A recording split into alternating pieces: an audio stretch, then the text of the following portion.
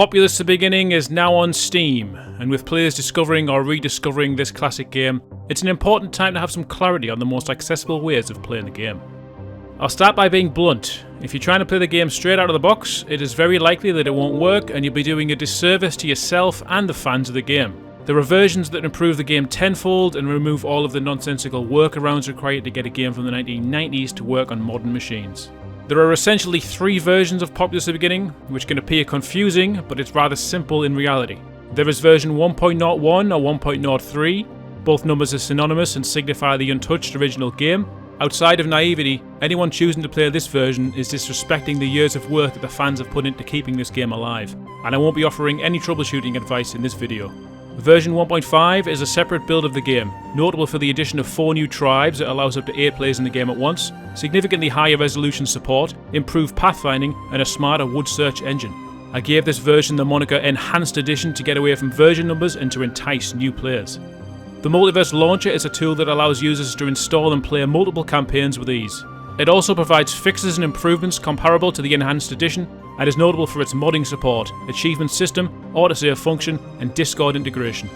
In their simplest forms and in the current state, if you intend to play multiplayer, you use the Enhanced Edition. If you intend to play single player, you use the Multiverse Launcher.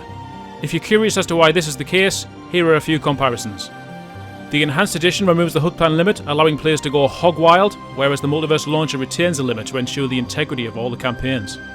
The improved pathfinding in the Enhanced Edition works wonders for players, but has had unintended consequences when playing with the AI. If you don't play multiplayer or follow the announcements on Discord, you would never know that the Enhanced Edition has received an update. The Multiverse Launcher notifies you when a new update is available. In a similar vein, if you do play multiplayer regularly, the Enhanced Edition will automatically update without warning, potentially corrupting any saved games you have. The Multiverse Launcher is run by one person, and all updates are thoroughly tested by a team before going live. The Enhanced Edition is a group project, and past experiences have seen different members pushing updates to the live version without sufficient testing, breaking numerous game modes, including the 2-player campaign. Now, I'm not saying you strictly don't use the Enhanced Edition for single player at all. It actually has the most potential, and custom campaigns and scenarios have already started to be created specifically for it. However, most design decisions have been influenced by multiplayer suggestions, and if you're a new or returning player, the Multiverse Launcher offers unparalleled simplicity and accessibility. Before I show you how to install both versions, I strongly encourage you to install Populous outside of your program files folders to prevent unnecessary headaches in the future.